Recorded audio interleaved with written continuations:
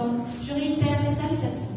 C'est avec cette citation d'Albert Camus que je viens titiller vos esprits sur le cas des 80% de notre population, cette classe dite ouvrière, cette classe dite paysanne. Bien que les traités d'esclaves est une hyperbole, on ne peut que remettre en question ce terme quand on voit les efforts incomparables qu'ils doivent fournir pour survivre. En tant qu'agronome, je me dois de parler en leur nom, je me dois de plaider la justice sociale pour la cause paysanne. Mesdames et messieurs, qui parmi vous aime le chocolat?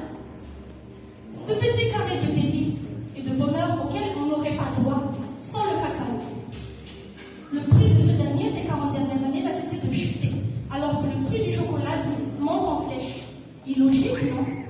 Que le profit des chocolatiers soit en croissance continue, alors que celui des producteurs de cacao, les principaux acteurs, dégringolent jusqu'à devenir une exploitation non rentable.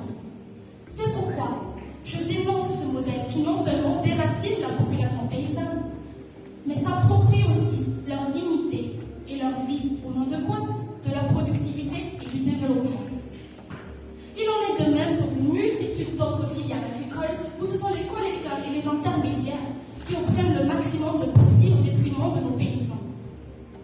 Faute de quoi?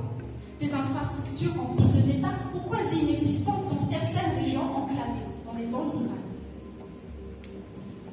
Je suis ici, je me tiens debout ici pour réclamer la justice pour ces paysans.